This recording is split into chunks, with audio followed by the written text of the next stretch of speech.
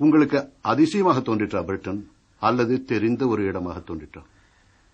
நான் உள்ளதை சொல்ல வேண்டும் என்றால் 1930ஆம் ஆண்டிலே மதுவிலக்கு எது தேவை என்கிற காரணத்திற்காக மறியல் செய்த நேரங்களில் எல்லாம் நான் காங்கிரஸ் கட்சியில் இருந்து சரி பிரிட்டிஷ் ஆதிக்கம் வெளியேற வேண்டும் என்கிற எண்ணத்தோடு போராடிய ஒருவனாக இருந்தார். அதே பிரிட்டனுக்கு நான் வந்து இங்கே மக்களை காணும் பொழுது காமன்வெல்த்ல இருக்கின்ற இந்திய துணைக்கண்டத்திற்கும் பிரிட்டிஷுக்கும் இடையிலே இருக்கின்ற உறவை நான் நன்கு காணுகின்றேன். பிரிட்டிஷ் மக்கள் இந்தியர்களை மதிக்கின்றார்கள் என்பதை காணுவதிலே நேரில் அறிவதை நான் மகிழ்ச்சி அடைகின்றேன். அதாவது முன்பு நாம் ஒருவருக்கொருவர் விரோதியாகவோ அல்லது சண்டை பூசல்களில் ஈடுபட்டிருந்தாலும் இப்பொழுது மீண்டும் நமக்குள்ளே ஒரு பெருத்த புதியது ஒரு நல்லுறவு உருவாகி இருக்கிறதை நீங்கள் கண்கூடாக காண்கிறீர்கள்.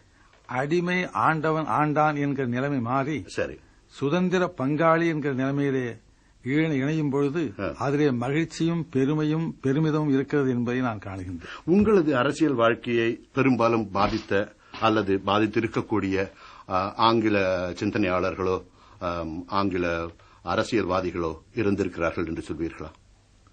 அரசியல் சிந்தனையை பாதித்தவர்கள் என்று நான் சொல்ல முடியாது. சரி, அரசியல் சிந்தனைக்கு ஆக்கமளிக்கக்கூடிய சூழ்நிலை உருவாக்கியவர்கள் என்று நான் சொல்ல முடியும்.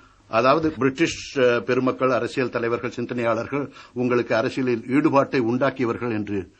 சுதந்திர உணர்வை தூண்டிவிட்டவர்கள் அவர்தான். சரி, ஆட்சியை நடத்தியதனாலேயே சுதந்திர உணர்வை தூண்டிவிட்டார்கள்.